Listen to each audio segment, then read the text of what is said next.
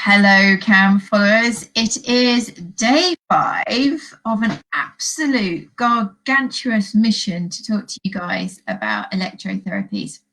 I've got lovely Dr. David Sommerville back. We're on a different platform today because StreamYard just didn't play ball today. So we're back with our old platform called Be Live. So I'm sorry if there's any technical issues, and I'm sorry if anybody's had to come across from the CAM professional page. Apologies.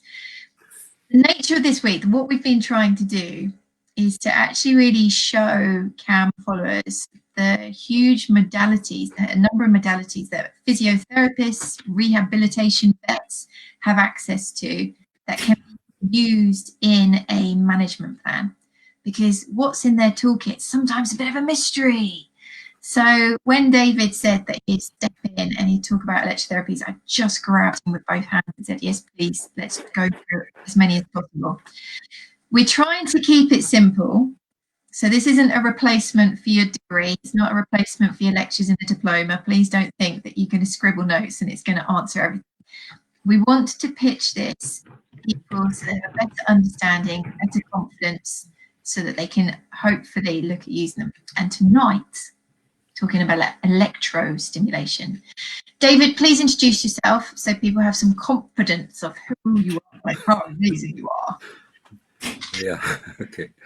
I'm now semi-retired lecturer in electrotherapies, and I've been lecturing for quite a while. I've written 3 books on electrotherapies. I've lectured all around the world on it, and I come from a background of avionics, Royal Air Force Avionics, and then to physics and chemistry and education degree, and then through to a master's followed by a doctorate in clinical research in orthopedics. Okay, so is that any good? Is that any good? I just feel like shriveling into a ball when you say how much you've done.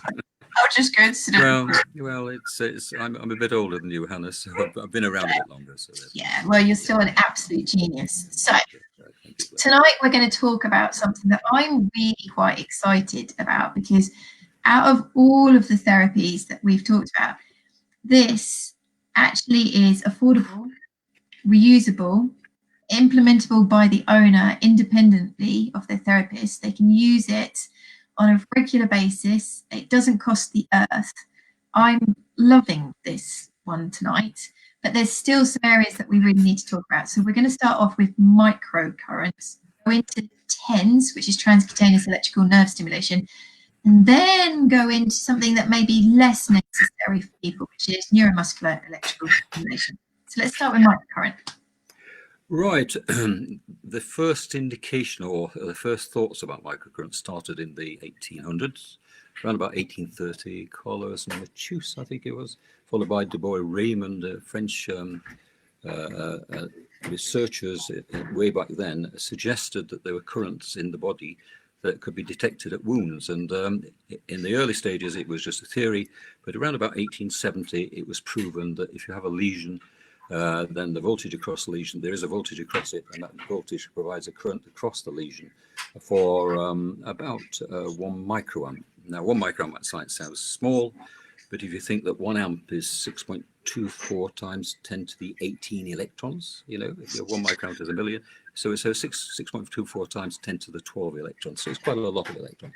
Okay, so it's still going across it. And it is then referred to as the current of injury. Okay, it's the current you get through from injured lesions and whatever. So that being said, then if you move forward 100 years, probably a bit more than 100 years, then you've got people like Becker, who wrote the book Body Electric. He did experiments to find whether or not there were any currents in the body that helped with fractures or helped with injuries.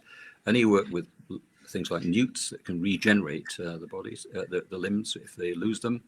And he found that by various means, by severing the nerves before the actual lesion or before the actual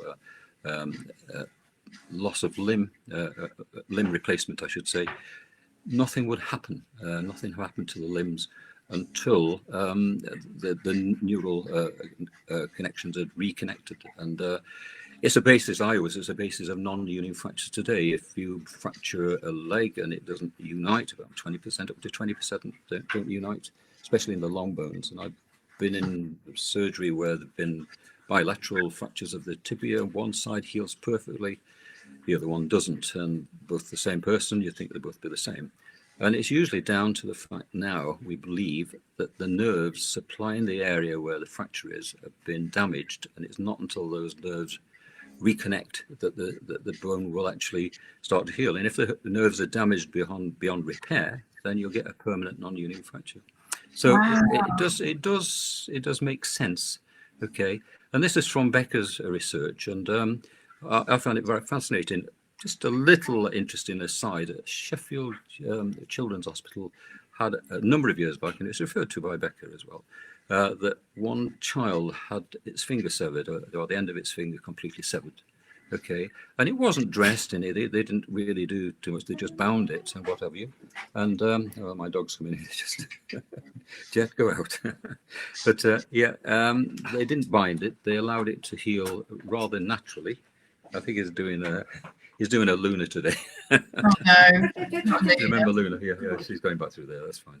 Yeah, they didn't do too much to it, just bind it. And they found that the actual fingertip regrew complete with the nail and everything. Okay. And the reason that is because these currents of injury would be there, but also a child has more what we would call normalized blood cells. And normalized blood cells are red blood cells that haven't assumed that biconcave shape because they've still got the DNA with them. And a child has far more than an adult, for instance, because the spleen is the main source of them, and then it becomes from the bone. But in the early stages, the spleen provides an awful lot of normalized blood cells that don't actually go to the concave ones. Okay, and it was thought that the current of injury stimulates somehow what they call de-differentiation of those blood cells, which they call pluripotent hematopoietic pluripotent stem cells, aren't they? That's the full name for them. And they stimulate those to become, by I think, chemotactic processes, to actually assume the shape of what should have been there originally and grow in that respect. And I think we're going well. So you're saying, okay, no, we're not going there.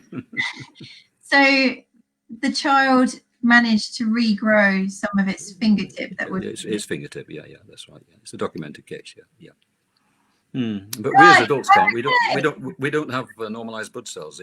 They change and become the biconcave one because we need more oxygen around our body, and the shape gives it a greater surface area to bind oxygen to. So we lose the DNA out of it. But if you go back to the newt, we need to talk about genetics. Newts always have the same normalized blood cells throughout. Okay, so they always carry the DNA, and that's the reason why they can regenerate like limbs and things like that. Okay, so but then going back to, let's try and stick to microcurrent. Sorry about that. That's fine. It's an interesting subject, and it does tie in with microcurrents. Yeah. It does. It's a very interesting subject.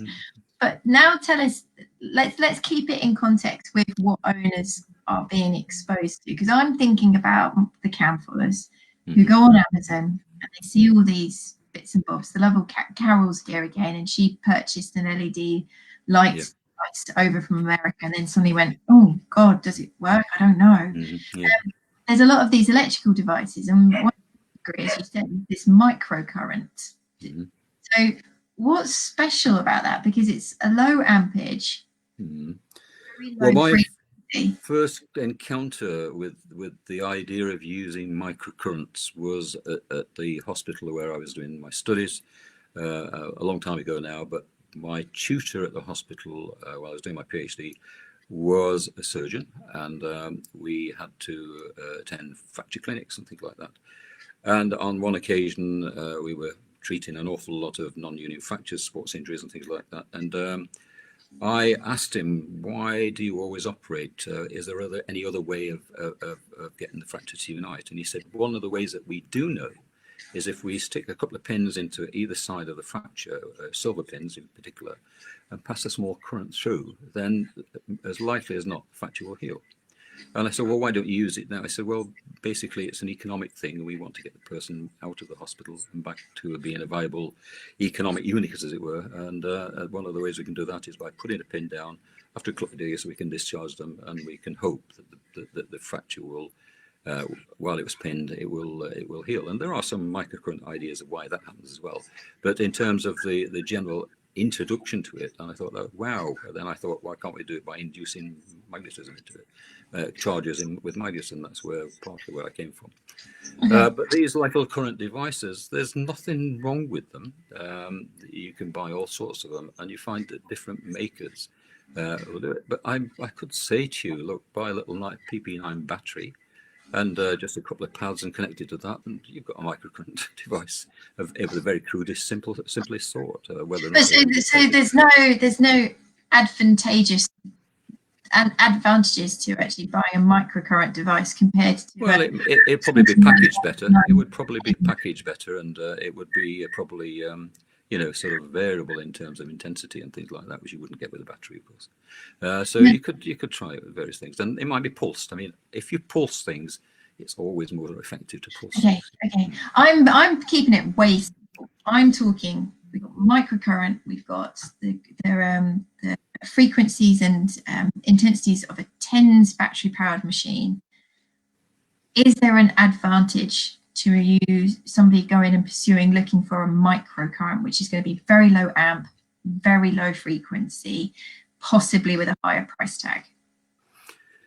Again, it's all in the packaging, and different people have different ideas on it, and the research is lacking on it, but I don't knock it because I think there is some value in it. But as to how it's applied, the various companies will have different methods of it, and it's more controllable if you buy one rather than trying it yourself with just a PP9 battery, And I think that's the choice. It's the choice of the person buying it. You're not going to do any harm. They are cheap. Well, I don't know what the price is. I've never actually bought one, but they are cheap to buy. We do with the Biomag system. There is a device we did which plugs into the Biomag and gives you a variable pulse at about 12 volts, which is very, very low current when it goes through skin, and you can actually stimulate muscle with it to a certain extent, just as a very, very fine vibration that you get in it. So it does work at that low level. But you can do things with microcurrents, and why would people want them over a TENS machine? I don't really see it. Well, a TENS machine is high voltage for a start, and it is. We'll talk about the muscle stimulation. You can actually use a TENS machine as a cheap way of stimulating muscle. And it's a high voltage. It's 150 to 150 volts or something like that. Very short pulses and what have you. But these things are benign. They're not going to hurt anybody, and they could have a beneficial effect. But again, there's lacking in research specifically on them. I can't find very much about it at all. Okay, because that's what we're trying to do with a lot of these, is really distill myth. Mm-hmm. And a lot of these products blind people with science of microcurrent, the next best thing. It's been shown to do this, and this. What I'm trying to do is say to the CAM followers, this is available. This has got some evidence. This is easy to use. This is accessible to your price plan. And that's what I'm hoping that we're going to go on to now. Mm-hmm. Let's talk about TENS, because the pain pain controlling aspect of the pain gate theory and endorphin release is relevant definitely to TENS. So should we go there? Well, TENS is a high voltage device, and the reason it's high voltage is because we want to stimulate certain types of nerve receptors, pain receptors.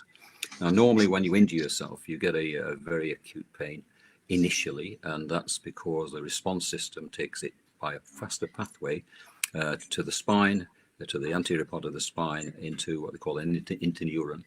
The interneuron itself is a device which will allow just one pathway. The body tries to share wherever it can. If you think about heart attacks, and believe it or not, I did have one from doing my research, not on purpose, I might add. I actually gave myself electric shock, and it caused a minor. Well, it was class 2, but it seemed quite painful at the time. But I recovered from it as I'm still here, I think. But yeah, I mean, the electric shock can cause those things, and the thing you get with a heart attack is you get pain down the arm, okay, and in the shoulder, Now, the pain is coming from the heart, but it's sharing the pathway from the shoulder nerves to the brain, so the pain is reflected. Okay, it's not originating there; it's originating at the heart, and that's a sharing of pathways. So, if you look at the actual pain from any particular source, then the fast nerves will then go to the interneuron, which is in the spine, okay, in the spinal cord, and the interneuron will say, right, there's a pain signal coming here. I'm going to pass it on to the brain, okay, for the appropriate response. Okay, it's a very short duration one. Then you get the chronic nerve, chronic pain kicking in as the neural transmitters attached to the slower C-type nerves. You know, you've got alpha, beta, alpha delta for fast, alpha delta and alpha D, yeah, and so on. But C is very, very slow transmission, and it's the one that sort of permeates. If you burn your finger, for instance, then the initial pain is quite acute. You pull your finger away and you think, well, all right, the pain's gone now. But suddenly you start to get this nagging pain from the area. And that's because you've released the prostanoids, the prostaglandins in the area, which are pain transmitter chemicals, which then bind to the receptors, and then they send signals to the brain. But they send them to the same interneuron for that particular area, or for a group of interneurons for the group of alpha nerves as well. But this time, the interneuron says, hang on a second, there's no alpha name at the moment, so we'll allow these to pass through. So going through the same pathway and a different pulsing rate, the brain interprets them as chronic pain rather than acute pain. But if you use a TENS machine, okay, and you're using very high voltage, you're stimulating the alpha nerves at the same time as the other nerves are actually passing chronic pain signals. So once it arrives at the interneuron, okay, the two together, the interneuron says, hang on a second, we can't have this. And there's another bit of the interneuron, which is a specialized one, which actually releases what they call GABA, which is gamma aminobutyric acid. And that is an inhibitor for a neuron to transmit. So it injects this into the neuron and says, I'm not going to allow anything to go through now because the two are at the same time, and that doesn't compute, as you like. And that's how it inhibits the pain. Okay, so guys, let's just go back a little bit. So basically what David's trying to say is that we have different nerves that carry different kinds of pain. We've got acute pain, which is sharp, sudden, and very unpleasant, but transient. Whereas we've got chronic pain, which is continuous, slow, insidious, it's just constant. And they actually carried on different nerve fibers. One nerve fiber is very fast because you have to get the information to the brain as quickly as possible for a reflex so that you can pull your hand away from the fire or get out of trouble. Whereas the other fiber is a lot slower in the way that it transmits signals to the brain, and it's more consistent. And what David is saying is where those nerve fibers meet up in the spinal cord, in a specific part of the spinal cord, they almost have the ability to fight each other for airspace. And what the TENS, this electrical stimulation, is doing is it's actually stimulating a nerve fiber that will block that C fiber that's carrying the chronic pain. So the C fiber is beavering away, chronic pain from the arthritis, chronic pain. And by using the TENS and stimulating the competitive nerve fiber, it can go, oh, no, I don't think so. And no pain signal then goes to the brain.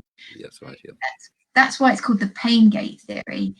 And it's actually quite interesting because you can stimulate the tissue to a point that it's not unpleasant at all. So when you have a TENS machine on, it's not actually that unpleasant, but it has a real ability to block a really unpleasant sensation. I know you can see it. That's basically the idea of it. Can everybody see that? I don't know. Yeah. You can see that the alpha nerves there and the beta and the C nerve and the interneuron there. You can see it in the middle, and that's the one that releases the transmitter neuron, which transmits to the brain on the common pathway.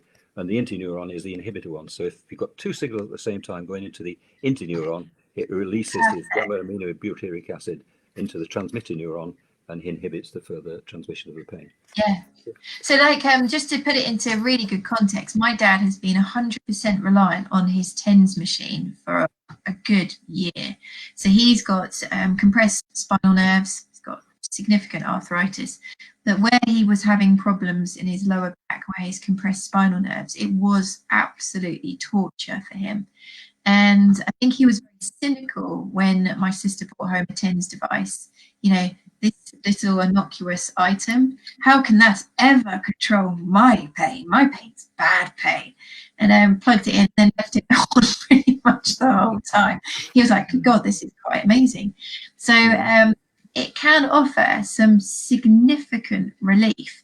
But let's just talk about the science of the actual kind of electrical stimulation, because they are quite complex little machines. You've got different programs. Many of them come with programs, so you can choose what you're trying to attack. Is it chronic pain? Is it acute pain? Is it mixed pain? What is it you're trying to do? Because the frequency of the electrical nerve stimulation, what's called the pulse duration, and the intensity can have massive influence on what it can achieve. Can you explain that? Well, the simplest ones don't have any setting. They just have they just provide a voltage. The very simple early ones are just very, very simple devices. They give a very sharp pulse of a very high voltage, and you have it across an area, the area where the pain originates, and it will pass that very sharp current.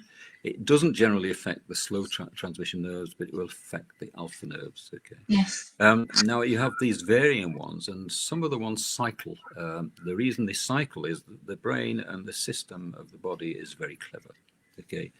And it can then eventually you can saturate the effect, and therefore the brain will then say, hang on a sec, there's something going on there, and it starts to detect sort of pain signals by doing various things to the brain spinal cord or whatever. I don't know exactly how it would do it, but it does make it less effective. So if you have them cycling, so once some of them actually cycle fast and low pulses, it confuses the system and keeps it active most of the time. So which is what my dad must have done, because I swear to God, he used it all the time, as is Kate Fletcher. Thank you, Kate. Perfect timing to put in. Ironically, I am watching this whilst using my own TENS.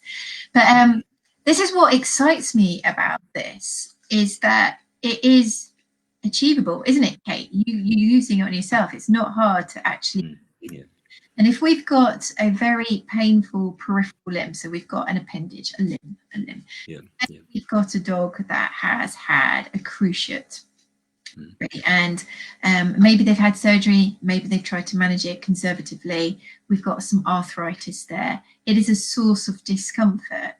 Let's think about this logically, guys. The pain has to go from the origin up the nerves to the spinal cord to be modulated, to then go up the spinal cord to the brain to be perceived. So is there a possibility we could hijack that nerve signal, that information, and go, oh, you're not going there, and we can potentially relieve some of the pain? And that's the concept behind TENS, isn't it? It is indeed, yeah. The pulse duration, like all pulses, if you're on it too long, you can't be in too long with the sort of voltage, but you can actually burn the tissue if it was too long a duration. I did work with this. It's going on to muscle stimulation, because you can use TENS machine to stimulate muscles as well. Okay, let's save that. Let's stick to TENS for now. But in terms of it, you have to be very short duration pulses, because 120, 150 volts is a lethal voltage under normal circumstances, but you put it across 2 points of the body, and therefore it's not likely to radiate out beyond that area you're actually treating. And if it's a short enough duration, it can't heat the tissue enough to cause burning. It will affect the nerves, but it can't heat the tissue. So the actual pulse duration has to be a fairly short duration, but the repetitiveness of the pulse is important, because then it sends a lot of signals up the alpha nerves to the interneuron in the spine. At the same time, you're getting quite a few pulses from the actual, we call them action potentials, coming from the actual chronic pain receptors. So they're both arriving at the same time, and that's when the interneuron kicks in and says, I'm going to stop this. So looking at it in a very practical sense now, so this is where I come in, because I'm not clever enough to talk about science, I am practical. what I quite like about it is I like to empower owners. I really want them to come to me for advice, to help them construct their management plan that fits in with their lifestyle, their finances, their capabilities. And this is something very much like a pill or a potion that they can take away with them, which I love this idea. And the fact that they can go home and they can be empowered, that they are a big player in their dog's pain management. So just to talk about the actual practicalities of it, there are different devices out there. Some of them have what are called combs. So they actually have spikes that can go through the hair coat and make contact with the skin. But many of them do require patches to be shaved. The electro gel on them, yeah. So the electrodes can actually see properly. And as long as people don't mind shaving, it's actually really good to have that shaved area because you know exactly where you're going to put it day to day. It's like targets. But you do need to have good contact between the two electrodes. So it might look a little bit intimidating. You've got a machine, you've got wires, you've got these electrodes. You're like, oh my God, this is too scary. But actually, it's very, very simple because you just prep the area maybe with a little alcohol wipe, and then you put a bit of gel and you put your electrodes on. Or if you've got these prong ones, you spray the area with like an alcohol water bed. I've lost you. Some will come with a like a. Are you here? Yeah, I'm still here. Yeah, no problem. Yeah. Some of them will have like a Velcro bandage so that you can place them and leave them in place, and other people do just sit and hold them in place. Some have a little bit of an ability to be slightly adhesive, but a lot of people just hold them in place. Now, what's right cool about it, is that you can use them locally or you can use them in a different way called segmentally. And I love this segmental approach because you're working away from the area of pain. So we meet a lot of dogs that are actually quite sensitized to their joint pain. So their elbows are, don't touch my elbow.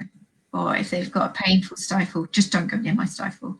So you can actually have influence, but not have to touch the area, which I think is cool. But, and this is where me and David totally agree, you need a physio to really help you start, don't you? Do you agree, David? I agree. I mean, if we go back to the other therapies, what I've always found from people, where there is an injury that an animal will not let you near, one of the things you can use is pulse mic therapy on the pain setting. Give it a treatment with that. That will desensitize the area in another way by blocking the pain receptors in the area where the chronic pain is actually originating. And then that allows the further progressive type of treatments, such as TENS, to be applied, and then the thing will work as a TENS machine then. But in terms of the initial pain, getting rid of the initial pain, but everything will only last for a short time. So that wouldn't last very long, but it would give you that enough time to actually try it. Some people use it prior to a massage, for instance, and yes. If there is a sensitive area, they use the pulse mic a way of trying to reduce the pain, the perception of the pain. It doesn't heal, of course, and TENS doesn't heal, but it does help. Yeah. So how long, like applying a TENS, how long residual effect do you think you could have? So I've placed my pads, I've put them up over the lumbar spine. I've done it in a transverse pattern around the lower spine because I'm trying to influence the nerves that have come from the limb. So we've got an arthritic knee, we've got an arthritic hip. I'm wanting to influence the area where these peripheral nerves hit the spinal cord. They modulate and then go to the brain. Yeah. So I'm over like the L7, L6 to S2 region. Yeah. And I've had my pads on there for a good 15 minutes now. And I've chosen a setting on the machine for chronic pain, which means high intensity, low frequency. Yeah. What kind of length of duration do you think? I think there's a commonality with other therapies as well. We've talked about phototherapy, the effect of that, and we've talked about pulse mic therapy. Pulse mic therapy changes the actual voltages around cells and what have you, and that lasts for about 4 hours. but it optimizes after about 600 seconds. If you're using something like a TENS, then you're actually causing that release of the GABA, and that's going to last about the same sort of time. And therefore, once you're on the treatment, it's pretty much the same. It's a commonality throughout the various things. If you use phototherapy, for instance, then the nitrous oxide release in the area you're treating, that will last about 4 hours before it goes back to normal. Everything goes back to normal eventually, but it's like a paracetamol. That's the same. I mean, paracetamol tries to prevent the release of prostanoids, and that lasts about 4 hours. Okay, and the whole thing is based on that sort of thing. It's all very, very similar when you start looking at it like that. And I think the only thing that it is labour intensive. So when I use TENS in my work, it can be frustrating that you're there feeling like you're doing nothing. But for me, it means that I can talk to the owner about what they've been up to, modifications to lifestyle, modifications to the routines, maybe talk about nutrition, talk about weight control. So I can actually be using that time very well. But when you have to consider how you do need to use it, that would be really ridiculous for somebody to keep coming to me for TENS at the rate of seeing a vet. But that's where some practices, some therapists will actually rent them out, but they're also very affordable, aren't they? Yes, they are. Yeah. I've never actually bought one myself, but my wife's got one because she's got a back problem, and therefore she's got a TENS. She's got a very complicated one, and I don't know. I'd have to ask her whether she actually bought it. I can't remember whether it was bought or provided by the NHS. So it might be. But for animals, there's no NHS, so you'd have to buy them for animals. Yeah. And to be honest, that is something that you can get on Amazon. But I think my take home with TENS is, guys, really think about it. I get really frustrated. I listen to all of what you guys write.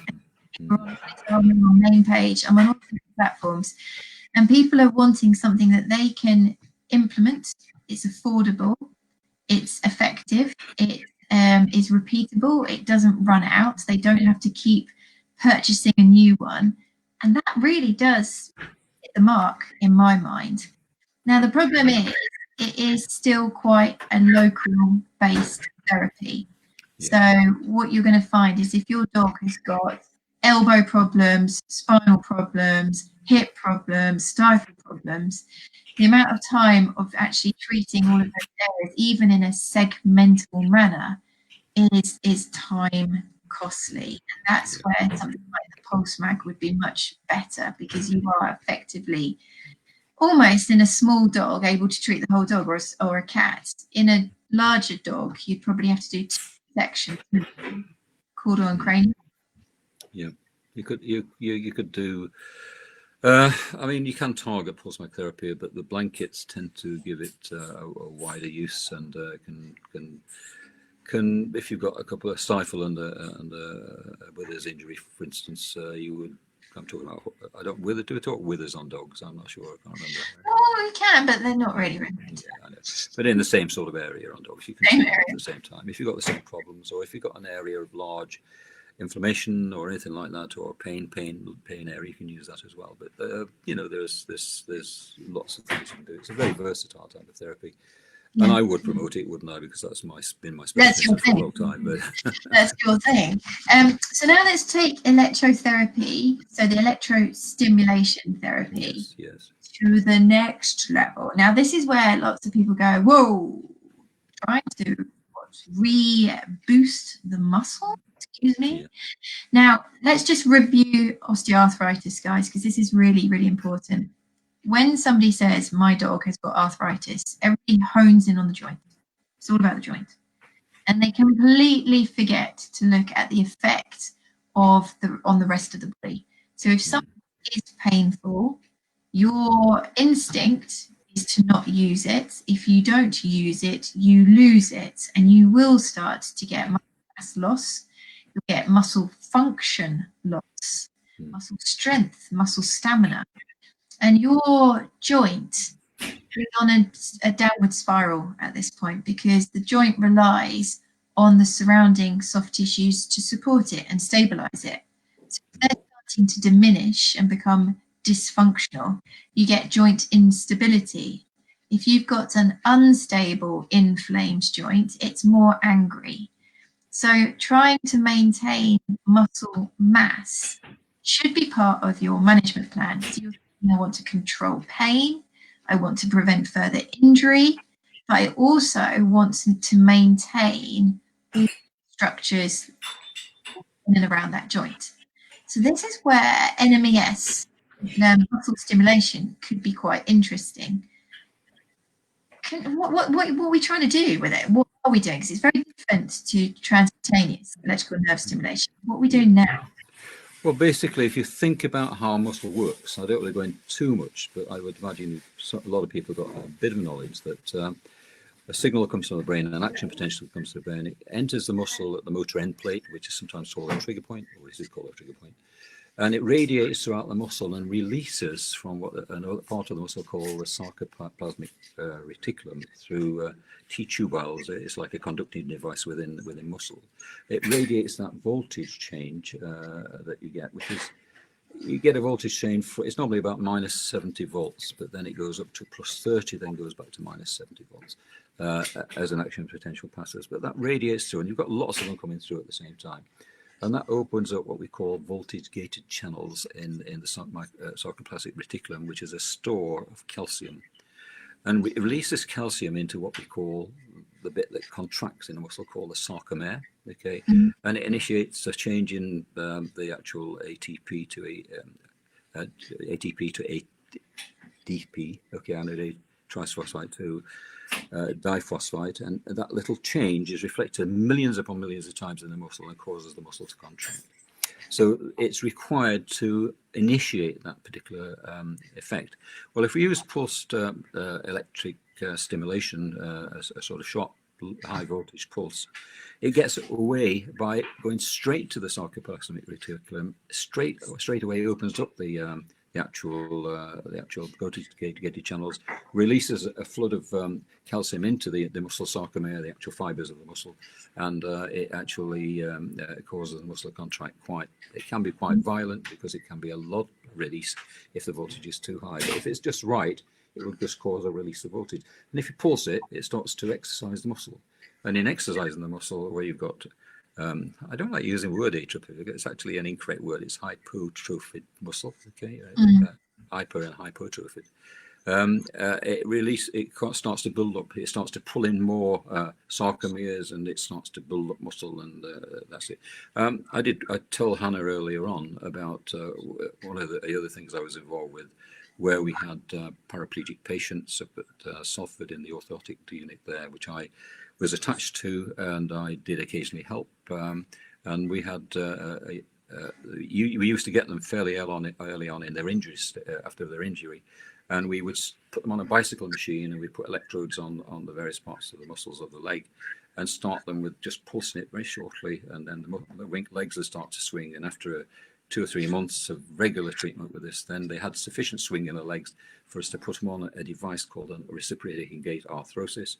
And we can actually start to make them walk on their own legs, even though by a little switch system that they had on a sort of a Zimmer frame.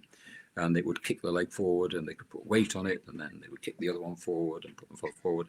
And it was good. And one of the things I related was one of the patients was a teenager who'd had a motorcycle accident, and he was a perfect subject. And he actually walked through the Channel Tunnel after having this sort of stimulation therapy. And he could walk on his RGO as fast as you and I could walk through. And it was amazing. It was amazing, yeah.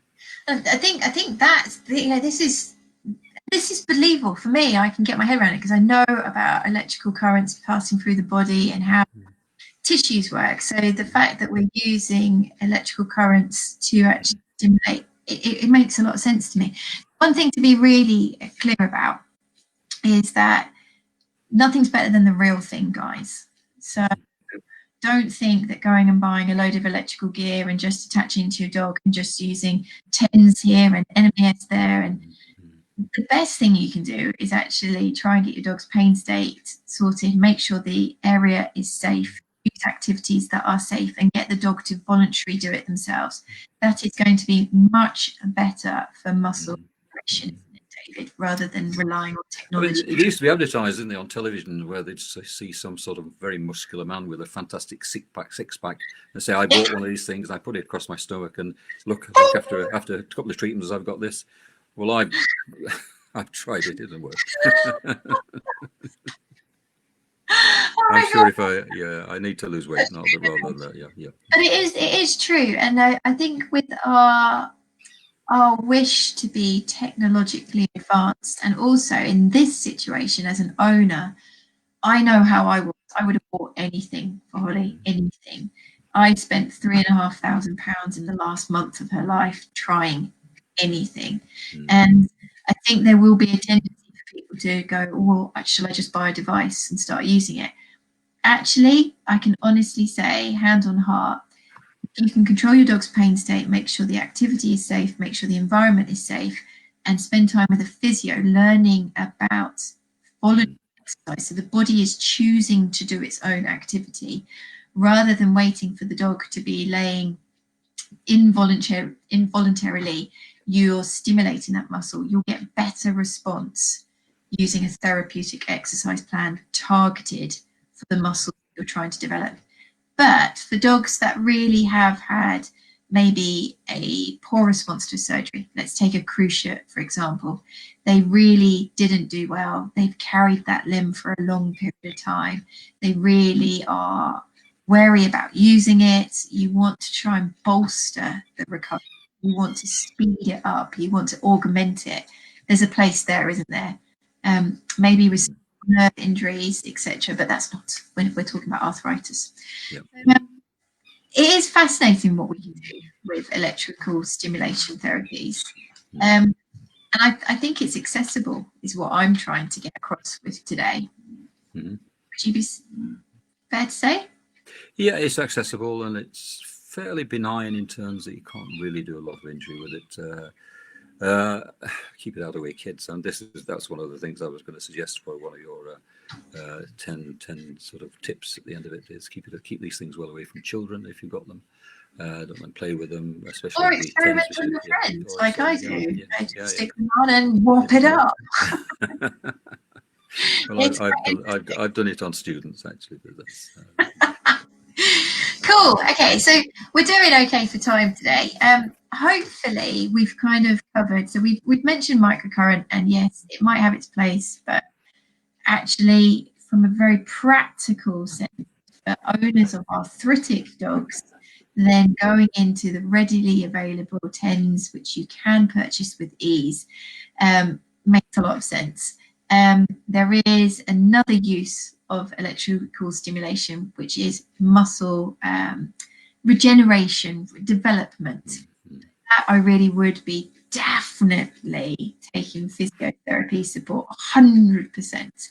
The same with TENS, to be honest, guys. You know, I've learned a lot about this in the last few years. I've been on courses, I've read textbooks. There's a lot more to than just keeping them on. You really have to work out what you're trying to do, where to place them, how to place them correctly, how long to use it, what frequency, what intensity, what pulse duration. You need to be working out, is it worth my time? You know, let's be honest, if you've done it 3 times a day for the last 3 days and you've seen no change in pain state, no improvement whatsoever, then maybe we need to be looking at something else, because we're bashing our head against a brick wall with this. But, I hope that this week has given people more insight to what physiotherapists have. I'm hoping that some vets have listened and gone, I didn't realise they had all these tools. I'm hoping physiotherapists are going to go, thanks, Hannah, that's really good. You've showcased what we have. And I'm hoping owners go, well, actually, rather than going online and succumbing to buying something of suspect value, it would be worth investing in seeing a qualified, experienced physio that's taken a referral from your vet and see what they can bring to your OA party, because I can promise you it's going to be more beneficial than spending a shed load of money on an unknown, unbranded, non-supplement from a God knows where, which is what a lot of people sadly do. So Should we do 10 top tips? Yeah, go on then. Yeah. You want me to start off, or are you going to start it? You can do the last one. I did have my tips written down from the other day, so some of these ones I'm going to feed back to the last week. So if you think about the several things we've covered this last week, and I think these are good. Okay. And I think it's basically follow on. The first one I wrote down: gave guidance from experienced person and the use of applications of any therapy. Okay, that is a very important one. Yeah, which I've just said what you've said, but that's one of my major guidances. So I'll go over to you on the second one. Okay, so number 9 from me. I say it every time. Wait. The PDSA PAW report out recently, and I only got a glance of it. So they do a review of what's happening in our pet community, our pet population, and obesity is becoming a serious welfare issue. And we just don't even know it. We don't see it anymore. We're so used to seeing overweight dogs. We just don't even detect it. So do me a favor tonight, take your eyeballs out, put them back in, and look at your dog as if they don't belong to you. Critique your dog, because they found that 9 out of 10 owners couldn't see that their dog was overweight. 9, 10. So that means that 9 out of 10 of you that are watching this have their potential to have an overweight dog. In any equipment, if you buy equipment for your animal, never ever start it on the highest power setting, whatever it is, whether it's even just microcurrents or anything else. Start off low and increase over a period of time. And that goes for phototherapy, it goes for ultrasound, it goes for everything else. And as I say, read the instructions. I wouldn't say all the instructions you get are true, because they've been written by lay people perhaps, but if you read the instructions, if they have got some background research, then follow the timings. Don't try to extend things beyond what they recommend the ones are. Get some further information from wherever. Look on the web at the web. I think ResearchGate is one that I use an awful lot, and find out about that particular therapy and the times of application. Or contact Cam. I know what it's like. Like, I seriously wasn't born a genius like this gentleman, and somebody plunked a load of papers in front of me. I used to start sweating and thinking, "Oh God, here we go, dive in, get on with it." So if the information is intimidating to you, then please just contact us and we will do our best to help. We have Holly's Army, which is a community group. You can put your questions on there. We also have a WordPress forum called the Canine Arthritis Foundation. So that's cam-foundation.co.uk. You can ask your questions there. And what you'll be really excited to hear is that we're rebuilding our website. We have finished fundraising. We have accrued £7,800, which is now with our web developers, and we are rewriting and rebuilding so that we can get more content in it, because we've learned so much.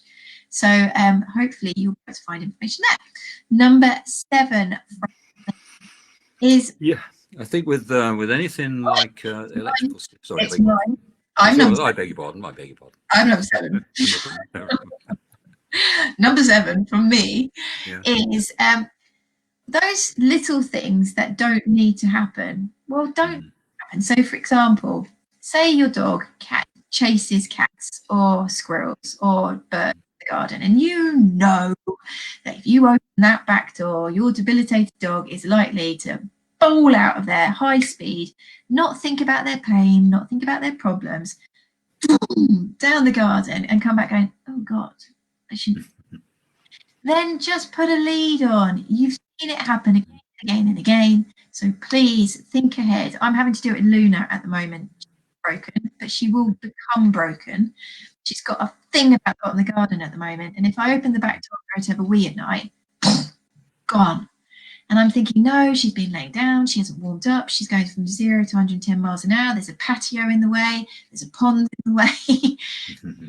I now go out with a lead on. So, number 7. Number 6. Number 6, okay. If you're using electrical stimulation, once you've applied the patches, do not touch the animal, okay.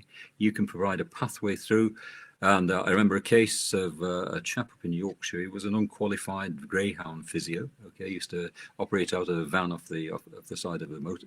They used to take the greyhounds to him, and he used to what he would call unknot muscles, and he used to use his body as the actual electrode. And what he would do is have a high voltage stimulator, a faradic stimulator, and he would attach a connection to the animal, and then he would hold the other application and he would use his finger, and every time it pulsed he got a shock, and a shock. Now that means it's going right across his body, it's going right across his heart, and God knows what it would have if it had a pacemaker on. So don't ever be tempted to touch the animal. And even with a TENS machine, if you provide another pathway, then you're not going to make it effective, and you might affect yourself. That's a really good point. Don't do that. Don't do that. Okay. Number 5 from me. So one of my heroes, I've got many heroes, but one of my heroes is Duncan Lascelles. You've seen him on here twice. And I listened to him the other day saying that he felt that massage therapy was underutilized in the management of pain. And I was like, yeah! So guys, consider having a time with a physio or a massage therapist and ask them to teach you some techniques that you can incorporate into your daily management with your dog. So there are different techniques, different levels of depth of work. You can be part of it. Effleurage, gentle petrissage, awesome. Invest the cash. It's worth it. Number 4. Number 4, I've said something about the time, not extending it. It's not only that if you extend the time period, it might not be recommended, especially with voltage ones, but you'll also saturate the effect and you'll make it less effective. And that applies to TENS, it applies to muscle stimulation as well. You can only do so much. It's like when you go for a walk or you go for a very long walk, you can actually saturate the muscles. You can get buildup of lactate, which will then convert into lactic acid, which is a standard form. You can get the same sort of effect with muscle stimulation. So any extended period of time can saturate the effect and it becomes less effective. So don't treat for too long. Treat it within a time frame that is not going to cause any problems. That's a good one. That's a good one. Number 3 for me, keeping it simple, is keep your dogs moving. So there's a real tendency for people to say, well, it looks like it's difficult for them, so I'm not going to ask them to do anything. And again, it's this all or nothing human behavior. So because you can't take him for the 25-minute walk, you just do nothing. You just stays at home. No, that's the worst thing you can do. So you really need to be getting your dog up and moving because it lubricates the joints, it stretches out the soft tissue, it activates the brain, it's good cardiovascular exercise, it stimulates muscles to balance and the agility and the movement. You need to keep them moving. And if that means that you use things like licky mats, Kongs, interactive feeding, hide and seek, you make little obstacle courses just around the house, and you're just cutting back your exercise because you overdid it, don't do nothing. Don't do nothing. Make sure you keep them moving. Number 2. Number 2 has got to be the access one again. It's just to reiterate what we've said on all these therapies, apart from pulse microtherapy, which will go through tissue, it'll go through hair, into a tissue itself without any impedance, as it were. But if you look at other therapies, you've always got to have good access, and the hair is the biggest problem with animals. So as Hannah said before, if you can shave the animal, if you can stand the fact that it's going to look a little bit odd for a few weeks, then the treatment would be far more effective, especially with muscle stimulation or with TENS and with phototherapy. You've got to get down to the skin level and to make it the most effective. So yeah, good access all the time to get to the area that you want to treat is paramount, I would say. Yeah. Perfect. Right, number 1 from me. So it's been a fantastic week. These things take a lot of efforts to bring together, guys. David's given up his time. There's been multiple conversations, etc. But this is the same for all of these Facebook Lives, for any of the tools that you see, anything that you see written, conversations, blogs, the social media on Facebook. All of it takes a lot of time. Now, we don't mind doing it because we know it works. better if you guys spread it for us. So I really want you guys, my top tip is start carrying the banner. Start telling your friends. We've just launched CAM Advocate Level 1. It is a course that is available to everybody. You can access it on a Teachables platform. We've had about 5 students complete it, and they have all said that all they want to do is get out and help people now. They get it. So please look at the course.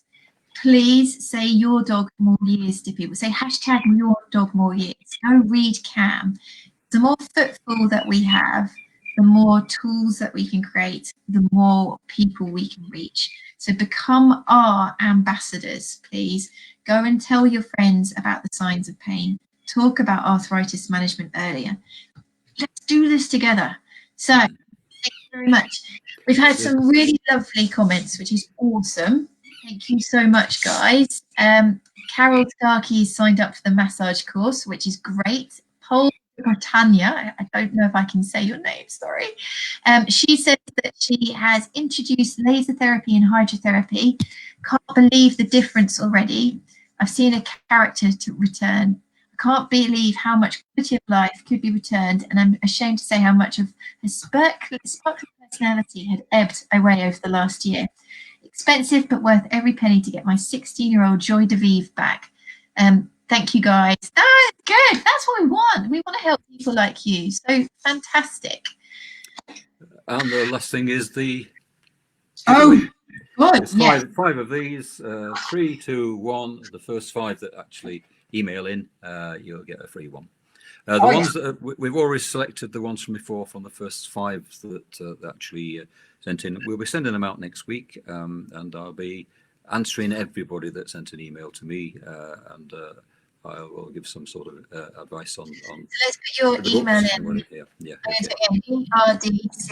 DRDC Somerville at AOL.com. Yeah, but that's the one.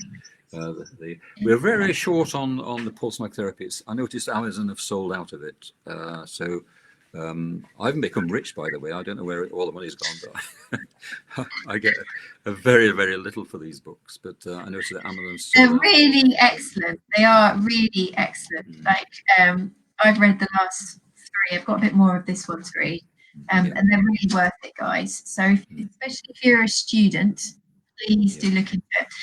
Thank you, Carol, for being a legend, and thank you for changing your profile picture on Facebook and getting the banner out there. You rock. You're in my top 10 today. Thanks, David. It's been a pleasure to see you every evening this week. Yeah, that's great. I'm absolutely knackered. Sorry, I shouldn't say that word, but I'm going to go get a gin and tonic. Yeah. Sorry about that. But no, it's been a hard work. It's a brain sort of aching week to try and think of what people might ask, and to hopefully give them an answer that they can understand. And don't let me wander off into things, because I tend to wander off, as you know, when we talk. For example. Yeah. Okay. I love talking to you. Just I get so much out of it. I love your passion. I think that's one of the things that it just radiates. Yeah. You still care so much about your topic, which is so good. Absolutely. Yeah, it's something that you go into. It becomes part of your life, and it has been part of my life for the last 30 years. In total, 25 years in particular, but 30 years I started to get into this, and with my students, PhD students, and I started to find out things from them. So it's not only as the teacher teaching the student, but the student is teaching this, because they find out things that you probably didn't know. So it's a two-way. I give them credit to helping me as I did them in the doctorates and things. No, and I think that's really, really interesting that you just said that. And on a phone note, CAM Advocate, I have to shout about it, because we've got a Facebook group. It's a closed Facebook group for people that complete the course. So it's a 10-module course. It is going to take you quite a bit of time, but then you come into this Facebook group and we discuss, and I'm already learning from the people that have done the course, because they're bringing their angle, they're bringing their experiences, they're bringing what they've read, and I'm just like, good God, I didn't think this was going to turn into a resource. I thought this was going to drain me, but actually it's fantastic. So definitely, guys, we can do this together. Chris is here. He says he really is a legend. Carol Starkey said, David, you are a legend. There you go. Thank you. I'm just me, that's all, but I've just got an interest, and I think if you have an interest, you do go into it. And what we've tried to do this week is share some of the knowledge I've got on these subjects. There are people a lot cleverer than me that go in a lot deeper into it, but I cover a wide subject rather than going far too deep into it. And I think if you go deep, I'll be like, my new book, my new book shows the real me, but it's not quite published yet. But it's all about the frequencies of existence, going from the Big Bang to the Big Bang, which is the lowest frequency, which I calculated out, to the highest frequency, which is this spin of electrons and things within atoms, and how we calculate the size of an electron and the energy that's in it from that. But it's all simple stuff. It's not. It may sound very complicated to you, but it is. And I think when you said that I was calculating the size of the universe, that's not a hard thing to calculate. It is. oh, no, it isn't. Yeah, okay. It's simple maths. It's simple maths. It's simple maths to you, David. For people like me, it's really hard. Cool. Well, thank you, guys, and we will see you next week. See you later. Cheers. Bye-bye. Bye-bye.